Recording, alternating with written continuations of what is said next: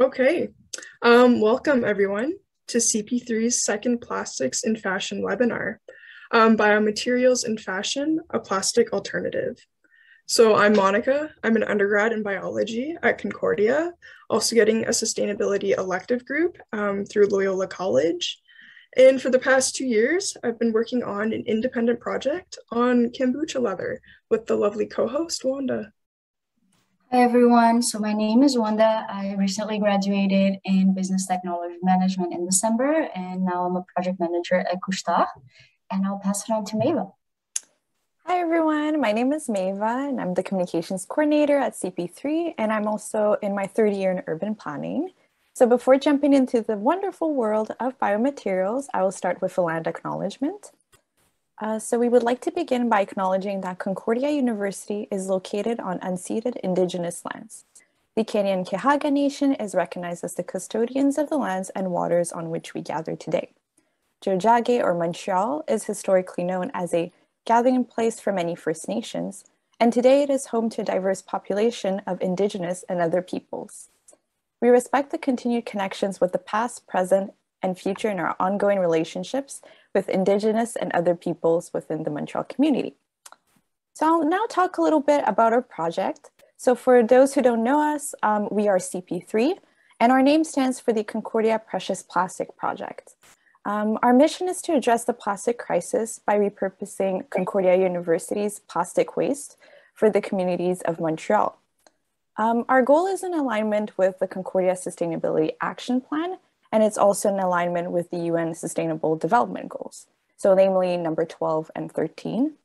The project also follows the Precious Plastic Methodology, which is an open source plastic recycling project. So since our debut days, the project has grown a lot, and now we are currently a multidisciplinary team with students from all faculties of our school, ranging from design, engineering, and political science majors. So I'll pass the torch over to Wanda, who will do a quick overview of the webinar.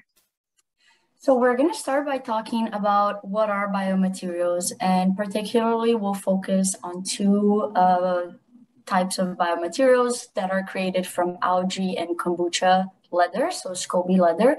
We'll walk you through how these materials are used in fashion, what is the process, their benefits, limitations, and also what does the future of biomaterials look like.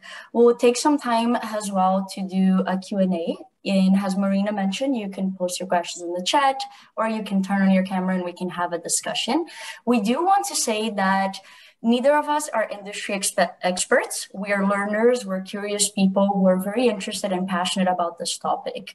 It's also important to keep in mind that we live in an economy of petroleum, and we have been doing so for forever. And basically it's very growth minded, and this is why we have so much plastics. The goal of biomaterials are not necessarily to be overproduced as they are with plastics. The goal is rather to have an alternative that's in alignment with biology and respectful of our resources, but that also takes in a degrowth approach. It's important that we have this in mind because the way that our production systems currently work, it's far from being sustainable. But now you might be wondering, like, what does plastic actually have to do with fashion, right? It has a lot to do with fashion. If we look into our clothes and the tags, we'll find that a lot of our clothes are actually made from polyester or nylon, and these are petroleum-based fibers. Our clothes are not necessarily produced to last, as we live in an economy that's very focused in overproduction. And even the disposal of these materials is harmful for the environment. I would also like to call your attention to the picture in the upper left-hand side of a jacket that looks like leather. This is a plastic material that's called polyurethane, and it's harmful from production until its disposal. And right now we're seeing it a lot more in fashion because it's considered a vegan leather. Just because it's a vegan leather doesn't mean it's sustainable. It's actually petroleum and plastic based and incredibly harmful to the environment. But what actually are biomaterials, Monica? Right. So, in the first plastics and fashion webinar, man-made synthetic polymers were discussed, particularly petrochemicals, which include the plastic-based leathers. For this one, we're going to be discussing man-made natural polymers in a category called biofabricated cellulose, as highlighted down below. So, what are biomaterials? In the context of the textiles and fashion industry, they refer to materials that have a minimum of 50% bio content, which means half the material was originally based on living matter. Biomass is the mass of organic material obtained from renewable resources like natural animal or plant fibers, but it can also be referred to as biocontent. Biobinders are a natural polymer based material that bind a given material together. So basically, they stop materials from falling apart. Next, biofabrication refers to the development of materials from living cells like bacteria, yeast, and microalgae. Finally, bioplastics can be synonymous with biomaterials. They refer to a sustainable plastic alternative that is bio-based.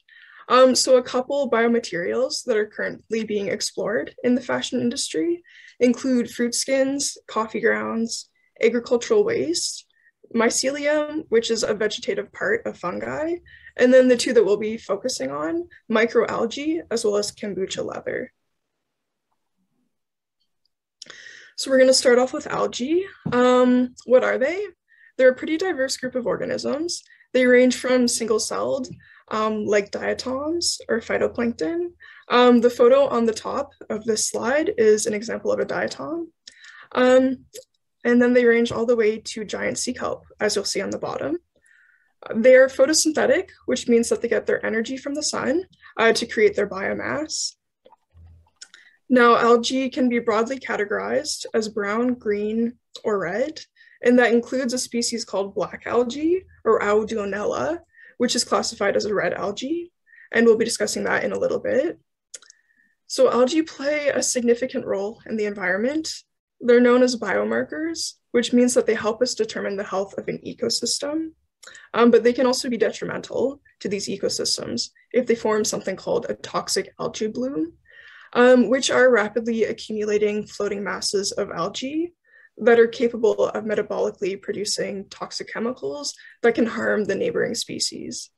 So we're going to be focusing on microalgae, or the single-celled species, which can group together to create a mat of algae filaments, which leads to the potential biomaterial. So here we'll be talking about algae and the relationship with colors. So as you can notice, algae can have different types of pigmentation depending on the condition.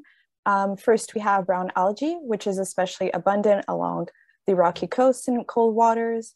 There are macrophytes that include giant kelps along the Pacific coast and also form a forest. There are also keystone species to a wide range of marine life. They contain a brown colored pigment called fucocoxanthin. I apologize for the mispronunciation. Which gives their characteristic dark color. Some of the common and well-known brown algae also includes rockweed fucus and Neurocystis.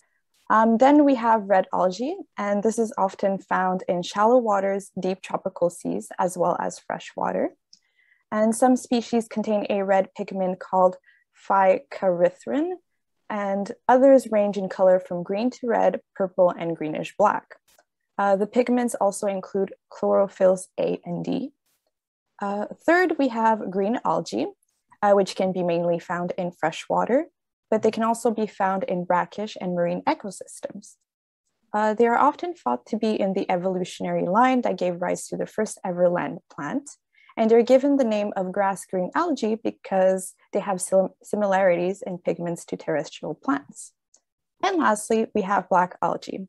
And it's actually a dark brown algae, and black algae is in reality grouped as red algae, as Monica mentioned earlier. But for its usage as pigment in Living Ink's case, which is a company that specializes in biomaterial fashion, they use algae that they refer to as black algae. So in this context, it is a bio-based, renewable, and safe carbon black alternative. Algae byproduct material is transformed into small black pigments, and these pigments are then in the form of either a dry powder or a liquid dispersion. I just want to go back to the topic of carbon black, since there are a few problems with its usage in fashion. So carbon black is a pigment used within ink, textiles, plastics, and rubber industries. And it is derived from heavy petroleum, such as FCC tar, coal tar, or ethylene cracking tar. And it is listed as a Class 2B carcinogen according to the International Agency for Research on Cancer.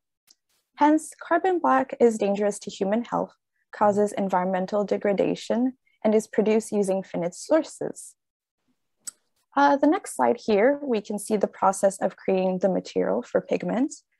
So the byproduct algae material is first grown at Earthrise Nutritionals, which is located in Imperial County, California. And algae is grown using sunlight, water, carbon dioxide, and nutrients. Algae such as spirulina is grown for a blue colorant called phycocyanin, which is extracted and used as a natural food colorant. Then the remaining material is considered algae byproduct, and living ink uses this leftover material to make a bio-based black pigment. Moving forward, algae can be used as thread, so it imitates the feel and texture of natural fibers.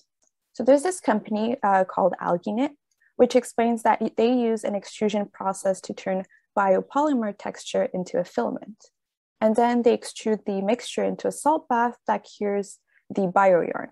But that's not all. To minimize waste, all products are knit to shape. And this technique allows algae knit to produce products with little to no waste. The company's process to make yarn can also be used as thread from algae. They have made significant improvements over time.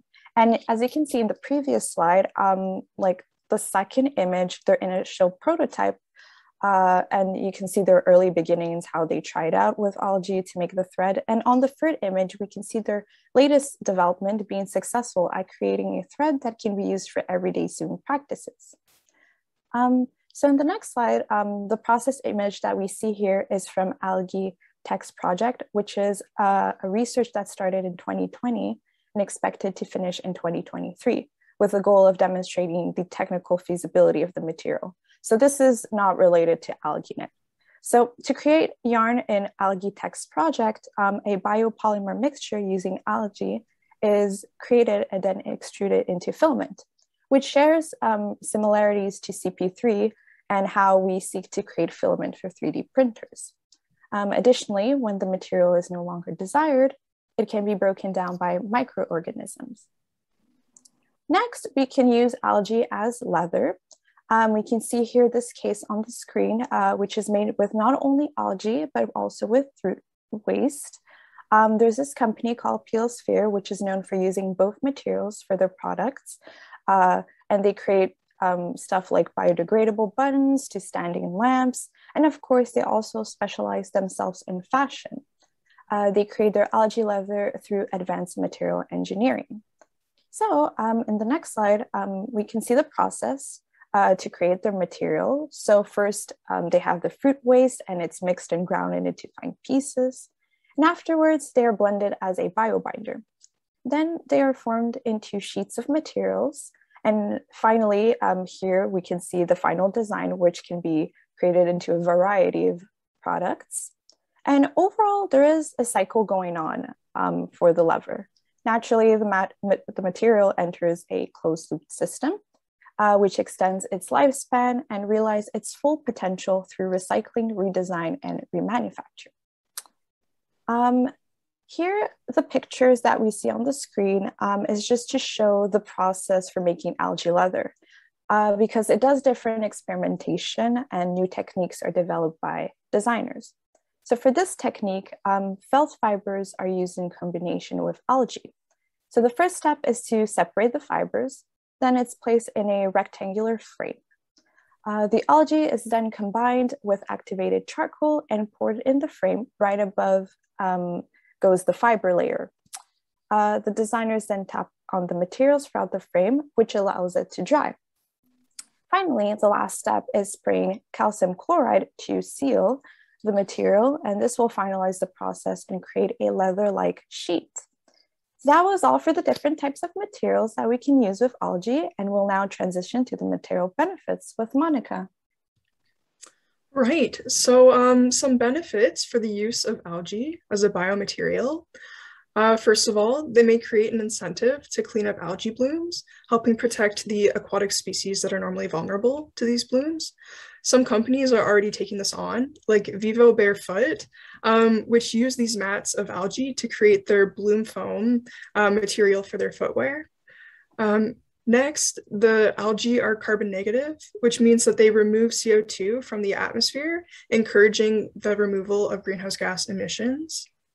They also provide a solution for current unstable or unsustainable problems in the fashion industry, such as the chemical waste from garment coloring. Algae provide a natural alternative for the petroleum-based pigments that cause a lot of negative effects on the environment. They prevent water waste also, since algae don't need much water or nutrients to grow rapidly. Finally, they also prevent plastic waste. Algae are biodegradable alternatives that can be incorporated in products that may normally use plastics, like the leather. As well as mentioned before, algae are fast-growing organisms, which means that they create a large amount of biomass in a short amount of time, so that they can be harvested pretty quickly for product use. And now we're going to talk about some limitations, unfortunately, with using algae. Currently, they're insufficient as a biomaterial on their own, though they are great as a biobinder. They require other additives like coffee grounds or natural fibers to give it a functional structure. And an environmental limitation, unfortunately, they may not be scalable due to the excessive land or space that it would require for mass production, since we're hopefully avoiding using our fragile water ecosystems to grow and harvest. So despite its limitation, the future of algae is promising. The material can be used on the footwear industry as an alternative to all the plastics that are currently utilized to produce footwear.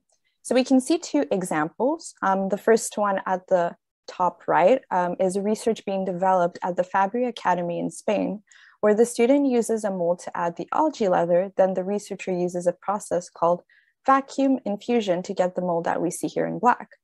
The sole will then be made with bioplastics that the student is also developing at the academy. At the bottom left, Peelsphere that we discussed earlier is also partnering with the Nike department of Berlin to produce shoes that uses their bioplastic. Algae can also revolutionize the apparel industry by creating thread that is not petroleum-based, such as polyester, and can be broken down once the clothing is disposed. So that's all for algae and fashion, and Monica will now dive into the world of Scoby. Yeah, here we go. So what is a Scoby? For those of you that have made your own kombucha before, you'll be familiar with a Scoby. This stands for symbiotic culture of bacteria and yeast. And it is a pellicle or a filament of cellulose made from symbiotic microorganisms who live beneficially in a colony together. This filament or biofilm of dense cellulose is where the bacteria and yeast live harmoniously. The Scoby is capable of more than just the kombucha drink. It can produce a leather-like material.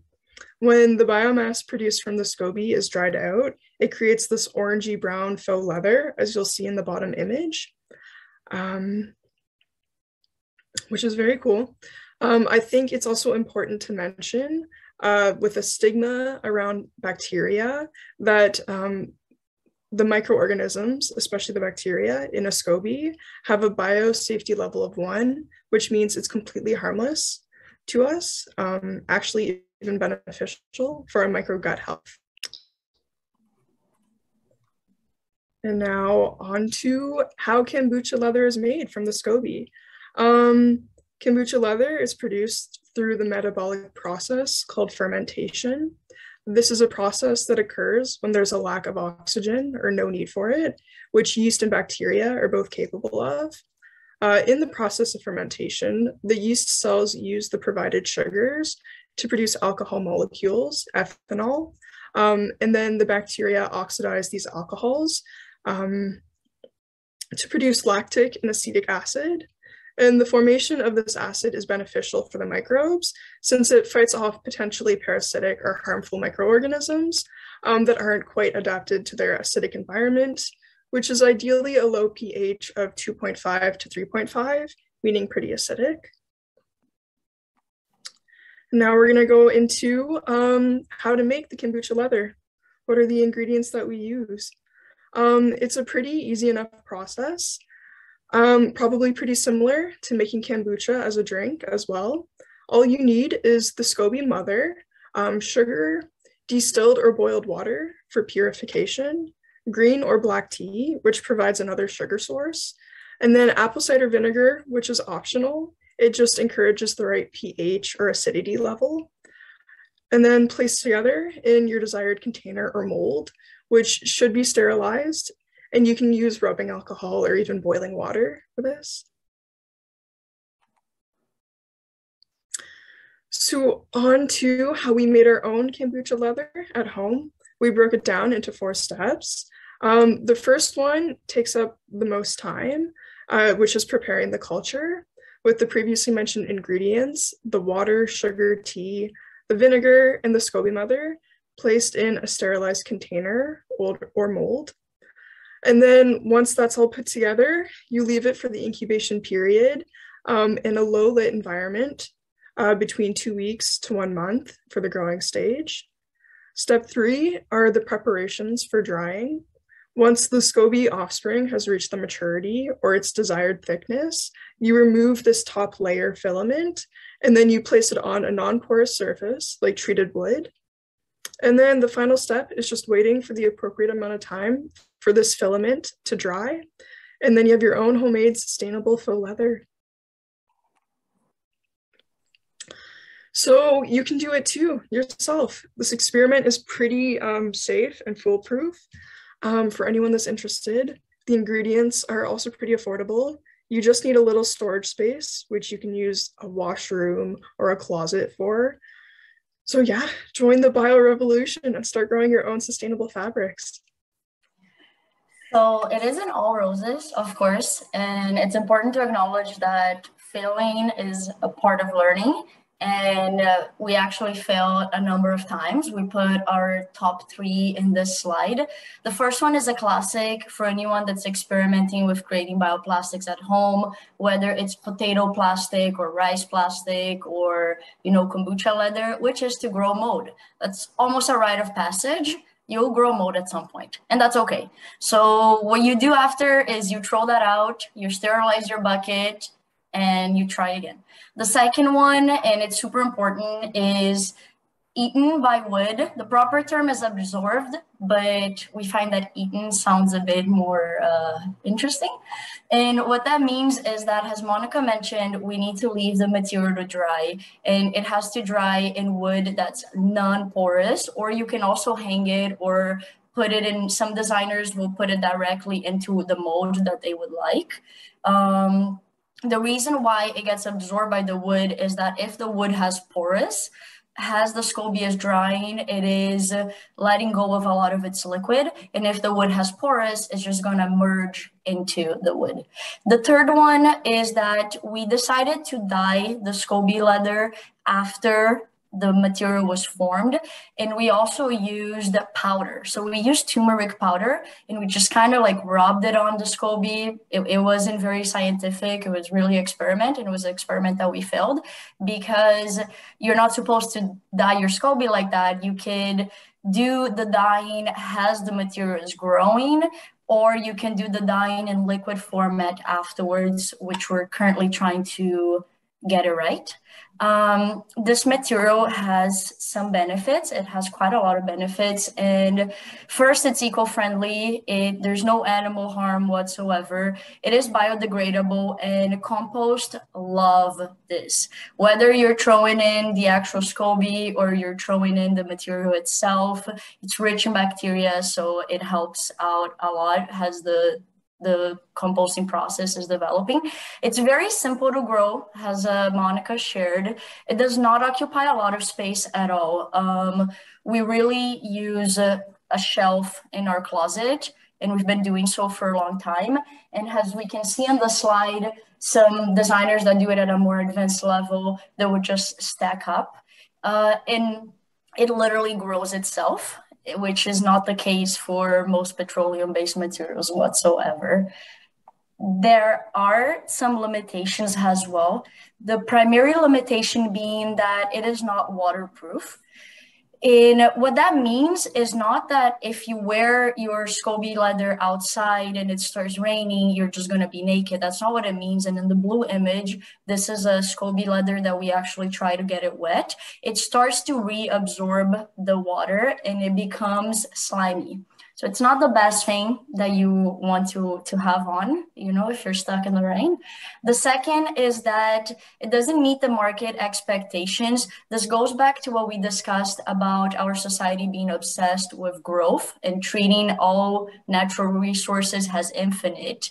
We want to upkeep the same capitalist standards with biomaterials, but that's not the case. These materials are currently under research, and they will not be able to substitute something like plastic that has been developed since has been mass manufactured since World War II, right? The third is that it can be inconsistent. Sometimes you might make a mistake if you change the recipe slightly, but this is something that scientists that have more experience are able to control.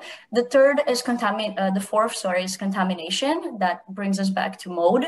And the fifth is odor. It is a fermentation process. So it might smell a little bit vinegary.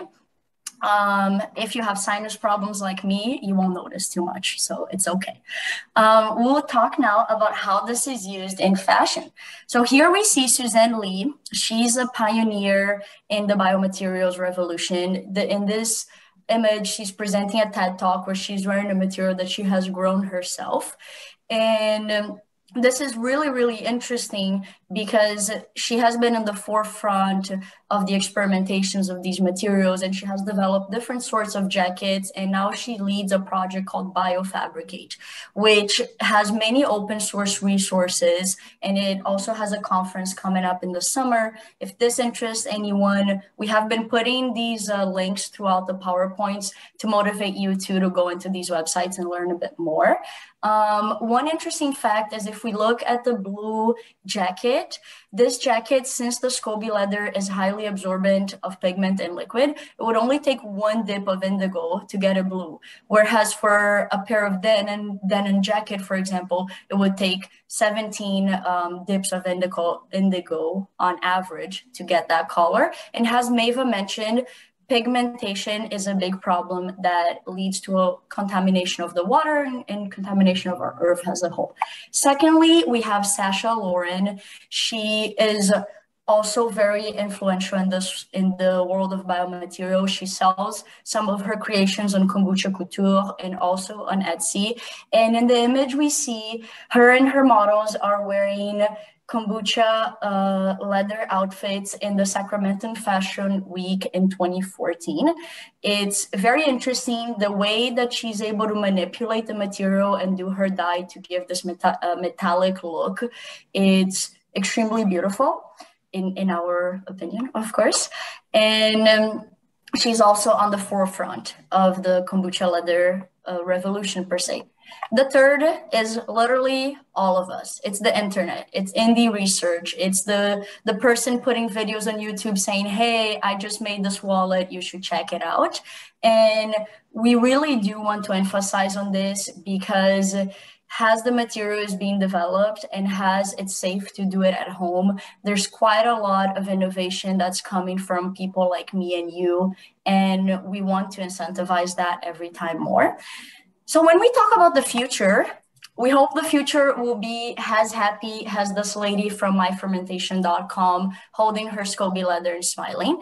And of course, there are limitations to the material, but once again, to recap on what we have been speaking about, the goal is to provide alternatives alongside a big push to stop the production and the incorporation of plastics in the fashion industry. It is not to substitute and to continue supporting fast fashion companies that are going to be doing 52 seasons of outfits a year, because that's really not sustainable. So it's to provide an alternative, and we'll be putting also in the chat a link to a webinar that Maeva has hosted last year alongside with me, where we go deeper into how is plastic actually used in fashion. And now that we're talking about plastic and we talked about all of these alternatives, what are we going to do next, Maeva? Ooh, so as we reach the end of our two-part Plastics in Fashion Week event, and to thank you all for attending, we will be having a raffle. So this Friday, February 25th at 12 p.m., we will raffle a new CP3 product. And as you can see here, it's a keychain made from laundry detergent bottle, which is plastic type 2 and HDPE plastic. So stay tuned for the announcement on our Facebook and Instagram accounts at CP3 Concordia. And if you're not following us, well, start following us today. And I also want to announce that we're currently recruiting new members to join our team. So the form and the links to also to our social medias will be put in the chat. So thank you all for listening, and we'll now move on to the Q&A chat for those who have questions. Someone is raising their hand, so Mira. Yeah, I just had a question. Out of the two types of materials that we discussed, like, is one like more eco-friendly, or is one like a little bit better or like cost-effective than the other? I think I could answer that. I don't think there has been enough like comparative research on those two materials specifically to say which one is better than or worse than, because they all have their benefits and the limitations. There has been more applications of algae in the real fashion, not in the real fashion word, sorry, that's a bad way of putting it. What I'm trying to say is there has been more application of algae within the standard boundaries of the fashion industry, like Maeva showed, developing shoes and things like that, since it's acting as a biobinder and not as a material on its own. So I think to answer that question short, I would say algae as a biobinder would be more useful right now than Scoby leather, because the Scoby leather is being used alone. If anyone wants to add anything. No, that was well said. Yeah, exactly. Yeah, thank you. That really answered my question. There are some questions on the chat. One of them is, what's the lifespan of the Scoby leather? Let's start with that. Yeah, so we haven't actually researched the lifespan on its own, like the rate that it would biodegrade. We're hoping that it will not biodegrade, right? So we're looking for solutions for it to be preserved, whether it's like wax coating, like in the actual leather industry. So I'm gonna hope that no one's like reached the point where it's completely biodegraded. And we have framed Scoby leather, and it has been framed and preserved for the last, I think, around 13 months now, like around 13 to 15 months. And there has been no problems to the material so far. Amazing. Someone's also asking if we could have a workshop on how to make these experiments with Scoby leather, I'm guessing. Yeah, I think we've kind of talked about it. If there's enough interest, we would definitely be open to hosting a little baking session with Scobies. Yeah, just to add, I don't think it's plausible with algae. I think with Scoby it works more because obviously we don't have the materials necessarily to do algae, but maybe who knows, in the near future, it could be possible. Yeah, we could also do it as a workshop or has videos for our YouTube channel, which we definitely incentivize you to go check out. We always post the recording for the webinars there. So we'll keep that in mind. That's very sweet of whoever said that to ask. There are two more questions. One is saying, hello, great presentation. Is there any data or information, sorry, the chat went up, about the material properties of those biomaterials? Yes, there is. I'll quickly share my screen and show. So when we spoke about Suzan Lee, she's one of the pioneers on this biomaterial revolution. Oops. And sorry, my screen is in a weird like presenters mode, but if you go on biofabricate.com and you go on resources, there's a new fashion industry report that was published by them. It was a research alongside Fashion for Good, and they go into quite a lot of details on different biomaterials. And we got the chart that Monica initially presented, discusses that. So I think this would be a great place to start to check. It's quite a lengthy report. Oh, sorry. So I actually just sent the PDF that you're talking about for those that are interested.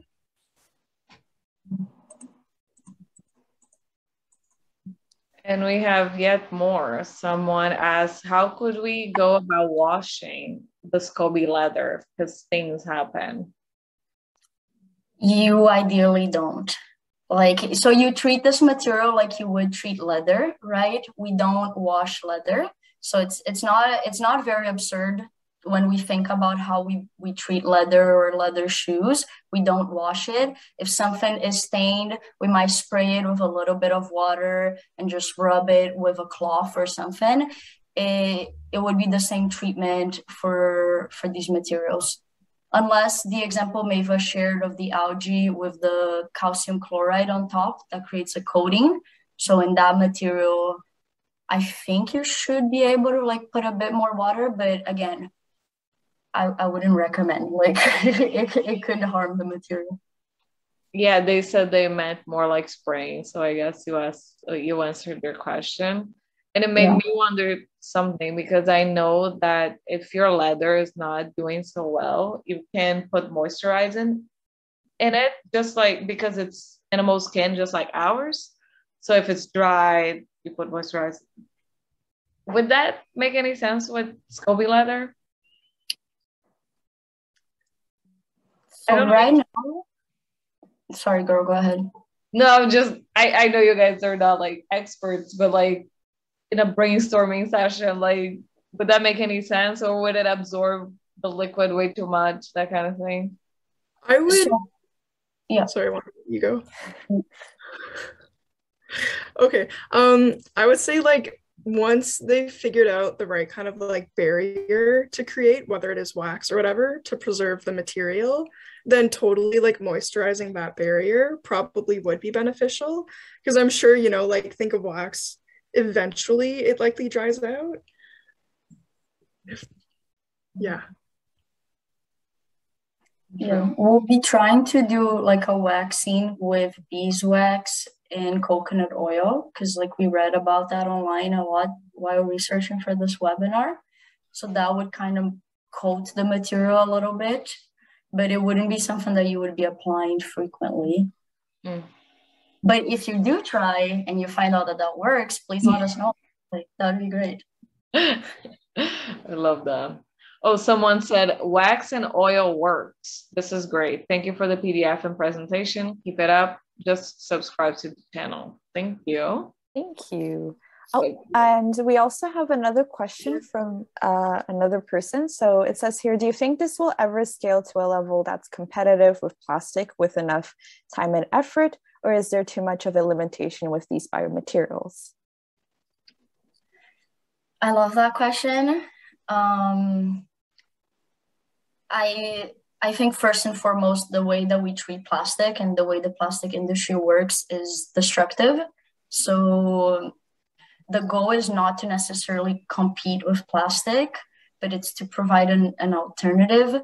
In the biomaterials report, she makes it clear that the material doesn't yet meet the market expectation because it needs more research, since it's trying to compete with these synthetic petroleum-based materials. So, sorry, I ended up going on a tangent. Like, basically, it's very hard for biomaterial to compete with synthetic materials because they have a great competitive advantage where they're not limited to what's offered by nature. Personally, I do think and hope that eventually it would scale. I don't think this will happen within the next 5 to 10 years because the research is currently undeveloped, but I do think it's possible. What do you ladies think?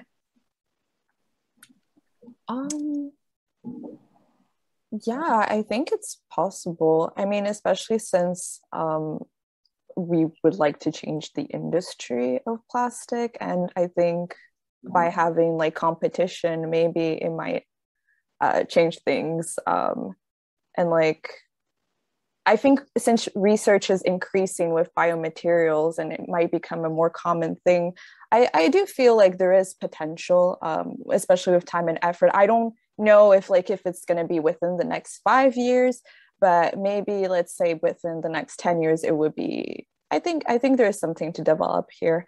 I just don't know like how much, like the extent of like the research being done and how it's going to be ready for sale and all that. But yeah, I do feel there is potential.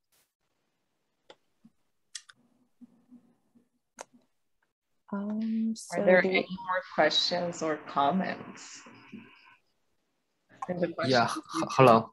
Oh, I would like to ask about, nowadays COVID is very wide these years. So I thought maybe we could use disposable mask to, to make some composite with the materials you use and other, natural polymer to do some things.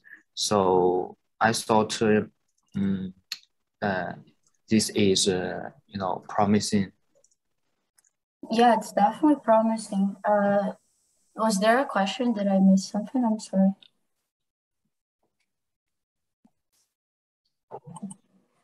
I think that was more of a comment. It's their own personal research on like that is similar to this, that similar to what the CP3 does, that it's on reusing mask waste to make other things, kind of like what CP3 does. So making a bench chair. I believe that's what their comment was, but I can't speak for them. If they would like to speak again, that would be welcome. Okay, thank you very much. You feel free to reach out to CP3 as well. If your research has to do with what CP3 is doing, I will put the email in the chat. We also have another question. So this person says that they were wondering about the pathway of the Scoby fermentation because one of the byproducts is CO2. Would this become a problem in a large scale in terms of greenhouse gas effect? Great question. To be honest, I don't know. There's like hopes. I think it's a little different since it's an enclosed system that they're living in. It can be controlled a little bit more, the rate of releasing. I'm not sure. I'm sorry. I can't give a great answer for that. So stop sharing. Oh, the person who mentioned about carbon also said that it could be an interesting thing to consider because we could also consider capturing the carbon and using it for energy production. That's really great. Thank you everyone for coming tonight.